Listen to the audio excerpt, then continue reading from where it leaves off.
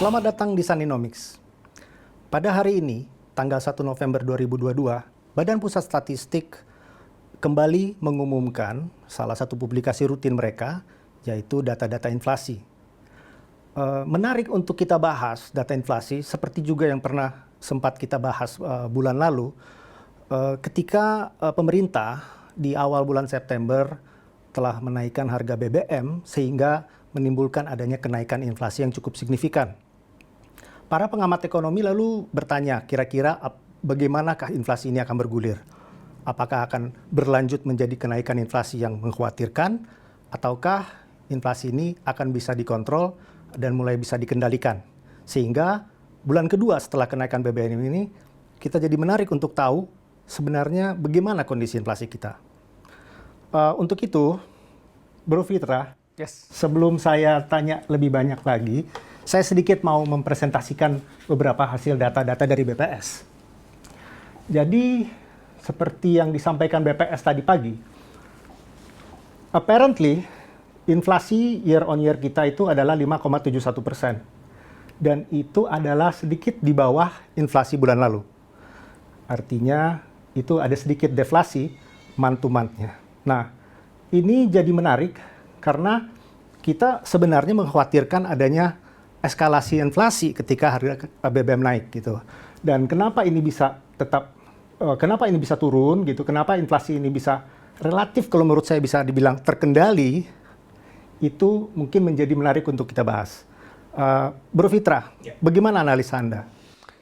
Iya, saya melihat ini artinya kekhawatiran kita terkait dengan second round effect itu belum terjadi, setidaknya belum ya. Kalaupun tidak ada, ya kita akan melihat nanti selanjutnya seperti apa. Karena masih ada beberapa daerah yang melakukan intervensi-intervensi tertentu untuk kemudian membuat harga tidak naik gitu ya, terkait dengan harga transportasi. Masih ada beberapa daerah yang seperti misalnya di Jakarta, terus di daerah kota-kota besar lain yang sepertinya mereka masih memberikan subsidi transportasi. Sehingga belum ada pass-through effect-nya. Sorry, sedikit saya tanya. Second round effect itu apa sih? Biasanya begini, kalau ada inflasi yang disebabkan oleh adanya penyesuaian harga BBM, biasanya secara historical itu terjadi di bulan itu ketika inflasinya atau ketika harga disesuaikan, dan terjadi juga di bulan berikutnya, gitu ya. Artinya secara persisten itu naik, gitu kan. Dan biasanya second round effect-nya jauh lebih besar dibandingkan dengan yang pertama. Durasinya biasanya berapa lama tuh second round effect itu? Kalau kita lihat data 2014 itu bisa 3-4 bulan. Ya, setelah itu baru tapering off. Nah, kalau kita lihat di sini, ini mudah-mudahan ini adalah bukti bahwa sudah taper off. Artinya sesuai dengan hipotesa saya sebelumnya bahwa korelasi antara kenaikan harga BBM dengan inflasi semakin lama semakin lemah, dan ini saya lihat datanya selama 10 tahun terakhir memang seperti itu.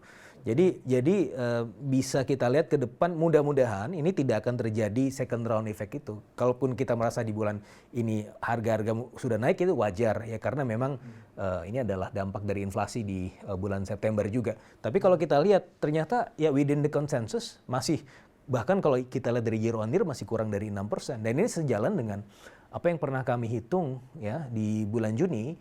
Di bulan Juni itu simulasi menunjukkan kalau misalnya penyesuaian harga BBM itu dilakukan 30-40%, itu efek kenaikannya secara year on year dari baseline itu tidak lebih dari 1%. Artinya, ini kalau kita lihat kemarin yang 5,9%, jadi baseline-nya 5%, tambahannya 0,95%, artinya within the range 1% kan. Jadi, sorry saya potong. Berarti menurut Bro Fitra, tidak terjadinya atau belum terjadinya second round effect itu lebih karena pasar sudah tidak terlalu sensitif lagi terhadap kenaikan harga BBM.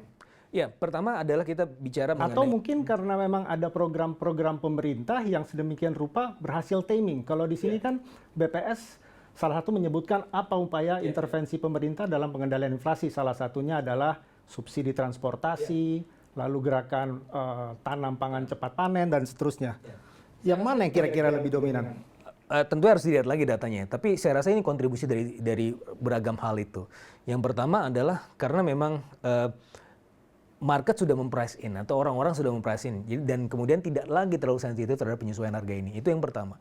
Yang kedua adalah ya tadi ada intervensi-intervensi ya. Kalau kita lihat bagaimana Pak Jokowi semenjak bulan Agustus ya kalau tidak salah ya, sudah kemudian menghimbau daerah-daerah supaya menanam komoditas-komoditas pokok ya, seperti misalnya cabai dan seterusnya ya. Artinya kalau itu bulan Agustus, sekarang kan sudah hampir 3 bulan nih, 2,5 bulan.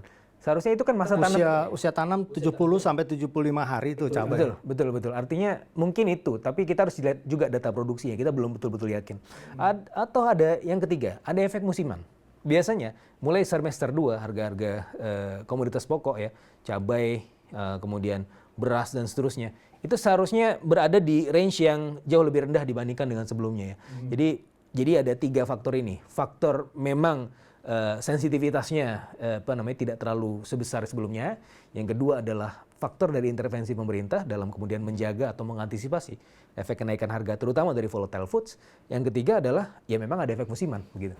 Ya, ini kan grafik ini menunjukkan grafik sebelah kiri itu yang hijau itu adalah bahan makanan, lalu yang biru adalah energi, lalu yang lainnya, lalu inflasi umum. Dan di situ kan kelihatan yang bahan makanan tuh mengalami penurunan. Walaupun energi itu terus di atas ya kan, di bulan September dia 16,48 lalu 16,88 dia tetap mempengaruhi gitu. Tapi sebaliknya yang pangan itu turun.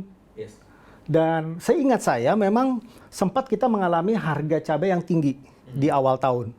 Dan pemerintah ketika itu lalu driven, saya detailnya agak lupa, tapi lalu mengkampanyekan penanam cabai salah satunya gitu. Itu mempengaruhi nggak kira-kira? Bisa jadi, karena kalau kita lihat intervensi yang dilakukan oleh pemerintah, ini memang sudah jauh dari sebelumnya begitu ya. Jadi dari bulan Agustus bahkan ya. Dan saya juga melihat kerja dari tim inflasi daerah, di situ berarti ada Bank Indonesia, ada Pemda gitu ya. Itu cukup piawai ya dalam kemudian mengendalikan dalam konteks ini volatile foods. Ya, BI dalam hal ini kan BI Perwakilan Daerah juga kemudian mendukung ya usaha pemerintah terutama di lokal untuk kemudian mengantisipasi ya volatile foods itu bisa dengan operasi pasar atau bisa dengan kemudian menyediakan pasokan gitu ya barang-barang kebutuhan yang dibutuhkan. Dan juga jangan salah bahwa Bank Indonesia kemarin kan juga baru menaikkan lagi 50 basis point. Jadi Agustus 25 basis point, kemudian lanjut di September 50 basis point lagi, naik lagi di bulan Oktobernya 50 basis point. Dan kalau kita lihat hasil simulasi menunjukkan bahwa ini sebenarnya agak bahkan cukup signifikan untuk kemudian mengantisipasi lonjakan inflasi terutama yang berasal dari sisi demand ya. Jadi tadi kalau kita combine kemungkinan bahwa kita tidak ada second round effect, basisnya ada beberapa variabel ya. Pertama bahwa sensitivitas pasar itu sudah tidak terlalu sensitif terhadap kenaikan BBM itu. Lalu kedua bahwa ada intervensi pemerintah yang mungkin bisa jadi efektif, kelihatannya cukup efektif kalau menurut saya, hipotesa saya mengatakan itu. Lalu apa lagi kira-kira? Jadi 2 intervensi tadi ya. Jadi intervensi dari sisi supply, tadi apa yang dilakukan oleh pemerintah, bagaimana mengantisipasi bahan pasok, terutama komoditas-komoditas yang memang berkontribusi pada volatile food tadi. Terus yang kedua, tadi kita juga melihat bagaimana subsidi-subsidi. Ya ini kemudian digalakkan, meskipun saya harus juga melihat nih datanya, kita belum bisa terlalu yakin bahwa memang subsidi ini efektif. Tapi setidak-tidaknya ada beberapa daerah yang menahan nih. Menahan apa? Menahan kenaikan harga transportasi di daerah masing-masing. Nah ini saya rasa bisa menjadi semacam patron nasional gitu. Kalau misalnya daerah berhasil mengendalikan itu, seharusnya di level pusat juga ada pegangannya nih. Supaya apa? Supaya ya angkutan umum ini kalau bisa jangan naikin tarif. Caranya gimana? Diberikan insentif buat mereka. Insentifnya seperti apa? Bisa macam-macam. Ya, salah satu yang sering saya sampaikan, kenapa enggak mereka beli Pertalite di 7.650? Sehingga itu mereka tidak terlalu terbebani gitu kan. Karena kalau kita lihat angkutan umum, kemudian angkutan online, mereka sebenarnya juga sudah lumayan mengeluh karena pendapatan harian mereka berkurang akibat tarif nggak naik, tapi ongkos produksi udah naik. Data ini juga menunjukkan bahwa pada Oktober, 12 kota mengalami inflasi tarif angkutan dalam kota, di mana 6 kota telah melakukan kenaikan tarif sejak September, 6 kota menaikkan tarif sebulan Oktober ini, namun ada 12 kota lain yang belum mengalami kenaikan tarif, gitu. Di antaranya karena subsidi. Betul. Tapi kan kita harus melihat juga ya, ini harus ada kejelasan. Tarif ini jadi dinaikkan atau enggak, gitu kan? Kalau misalnya ini dibiarkan terlalu berlarut-larut, ini juga akan membentuk expected inflation. Akhirnya buruk juga, gitu kan, untuk kondisi inflasi. Yang kedua adalah ya udah untuk meminimalisir pass-through efeknya, ya udah disubsidi saja sektor transportasi tersebut. Beli misalnya 7.650 instead of 10.000, terus yang nanggung siapa? Ya pemerintah. Pemerintah pusat ada duitnya, ya. Tadi kita kemarin melihat ada potensi dari penyesuaian harga BBM saving 196 triliun. Itu kan bisa digunakan sebagian untuk industri di sektor transportasi ya. Berapa? 30 triliun lah hitungan saya. Dan itu kemudian bisa dikombinasikan juga dengan subsidi-subsidi di level daerah karena dana alokasi umum, dana alokasi khusus gitu kan. Itu kan bisa kemudian digeser-geser sedikit ya ke arah penanggulangan inflasi. Nah, ini contohnya ada berita kan. Ini bulan Agustus salah satunya intervensi pemerintah, Presiden menyarankan masyarakat untuk menanam cabai ketika terjadi kenaikan. Itu bisa jadi mempengaruhi karena setelah itu dilihat dari berita dan data yang kita dapat di online bahwa memang ada gerakan itu di pemerintah daerah untuk encourage publik untuk menanam cabai. Lalu Jokowi juga pernah menyampaikan untuk meminta Pemda untuk menggunakan APBD untuk mensubsidi tarif transportasi. Jadi memang kelihatannya peran pemerintah ini penting ketika melakukan kenaikan harga BBM, paralel dengan itu melakukan kebijakan-kebijakan yang bisa taming inflasi itu gitu ya. Betul. Supply side intervention ini sangat penting ya. Jadi aside dari apa yang dilakukan oleh Bank Indonesia yang lebih banyak ranahnya di demand, nah ini intervensi-intervensi ini yang dibutuhkan ke sisi supply.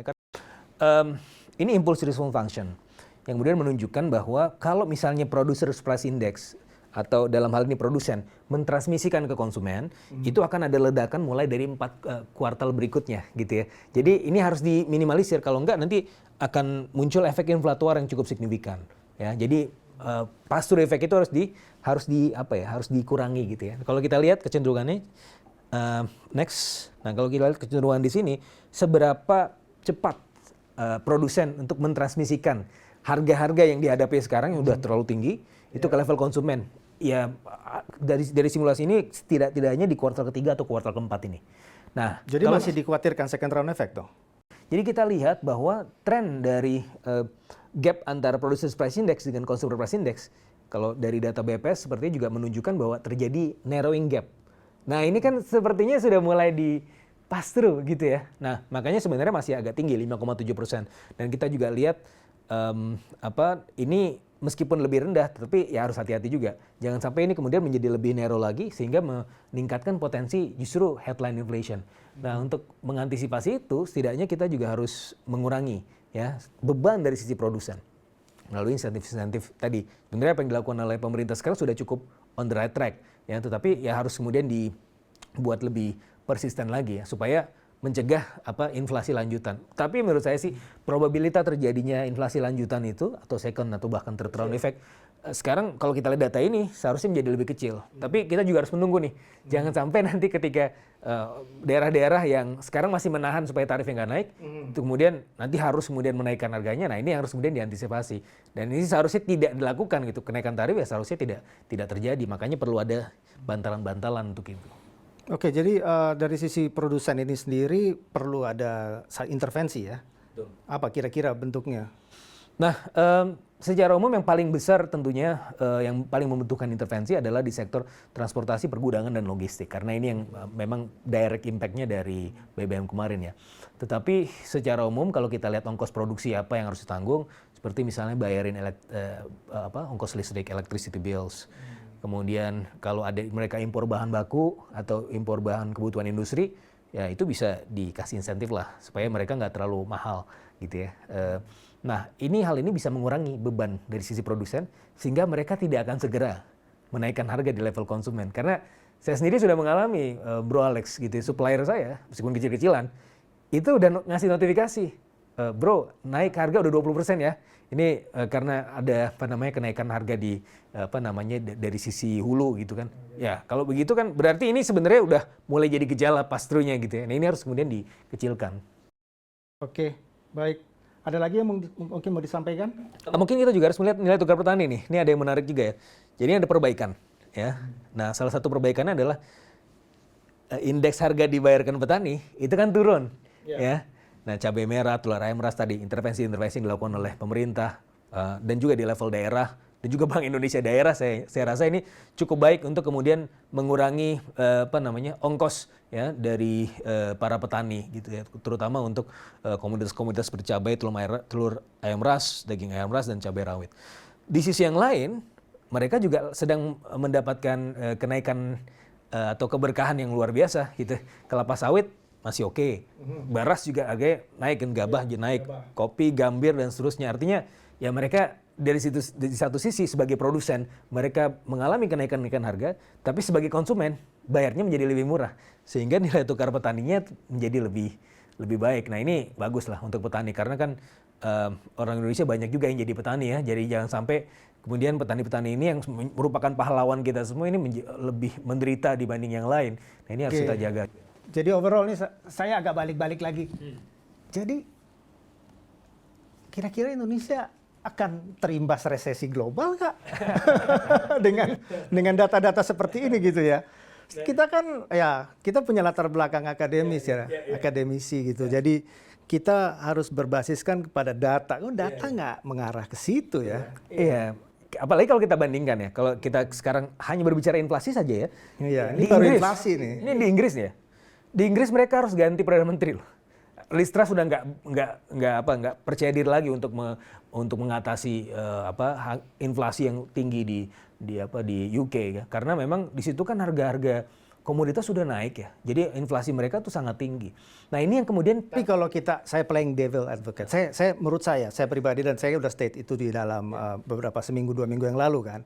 Saya merasa bahwa kita jauh dari resesi. Tapi kalau saya playing devil advocate gitu. Di mana ruang kemungkinannya gitu? Ada nggak ruang kemungkinannya kita terimbas gitu? Kalau menurut Bro Fitra, karena probability selalu ada, walaupun kecil tapi ada. Probability dari Bloomberg cuma 3% kita mengalami potensi resesi ke depan. Berdasarkan survei persepsi para ekonom. Para ekonom. Ya, di Asia Pasifik ya. Nah, kemudian kalau kita lihat dari data inflasi saja gitu kan, banyak hal yang kemudian bisa menyebabkan resesi. Tapi kalau kita lihat dari data inflasi saja ya inflasi merupakan ketakutan terbesar selama 2-3 tahun terakhir ya. Nah, pertama adalah Covid, yang kedua adalah inflasi. Karena Covid-nya sudah mulai menjadi endemi ya, meskipun belum ada pengumumannya. Artinya sumber volatilitas terbesar berikutnya kalau dari hasil simulasinya itu berasal dari sisi inflasi. Maka upaya untuk menjinakkan inflasi ini sebenarnya lebih bagus buat perekonomian. Bank Indonesia menaikkan suku bunga, kemudian pemerintah memberikan intervensi-intervensi ke sisi supply, yang mana ini kalau kita lihat 5,7% ini kemarin banyak yang menduga loh kalau misalnya naik BBM 30%, ini bisa 10%. Atau bahkan ada yang bilang hiperinflasi. Gitu kan, banyak yang menakut-nakuti gitu kan. Saya bilang nggak mungkin hiperinflasi itu 50% mantuman ya, jadi Anda jangan mengada-ngada gitu kan. Terus yang kedua kalaupun naik, saya rasa saya masih tetap dalam keyakinan saya di bulan September waktu itu, di bulan September atau bahkan di bulan Agustus ya sebelum BBM itu dinaikkan, saya waktu itu bilang kalaupun ada year on year inflation-nya itu nggak lebih dari 6%, trust me. Saya bilang loh, berarti dengan kata lain, artinya kita sepakat lagi nih. Artinya kita jauh ini dari kan terbukti resesi, ya. Ini terbukti 5,9% year on year bulan lalu, sekarang 5,7%. Artinya yang menarik sih kita nanti lihat GDP growth Q3. Nah, kita lihat. Ini momen penentuannya. Momen penentuan nanti kita itu nanti kita episode khusus mengenai pertumbuhan ekonomi. Mudah-mudahan feeling saya masih di atas 5%. Feeling saya masih di atas 5% sesuai dengan proyeksi yang kita buat kemarin. Nah, kalau dari sisi inflasi sekali lagi ini berarti ya apa yang saya sampaikan sebelumnya nggak lebih dari 6%, bener dong. Gitu kan? Artinya ini ya within the consensus, within expectation gitu kan. Masih manageable ya. Masih manageable dan nggak perlu lagi lah. Kemarin kita lihat ada orang makan nasi putih sama bawang goreng aja nggak perlu sampai gitu banget. Ya, karena harga-harga masih cukup terjangkau. Tapi tetap waspada. Jangan sampai kita terlalu optimis, akhirnya nggak lihat-lihat gitu kan, jatuh juga. Ya harus tetap waspada, harus lihat kanan kiri dong. Oke, baik. Terima kasih banyak nih, menarik. Kita akan lebih banyak lagi ngobrol minggu depan ketika GDP growth, pertumbuhan ekonomi datanya keluar di kuartal ketiga, dan di situ mungkin kita akan bisa lebih dapat gambaran yang lebih luas lagi. Tapi sekali lagi data inflasi ini saya terus terang agak lega tadi begitu saya dapat pengumuman, agak turun sedikit. Nah ini it's a good sign, so I'm quite happy.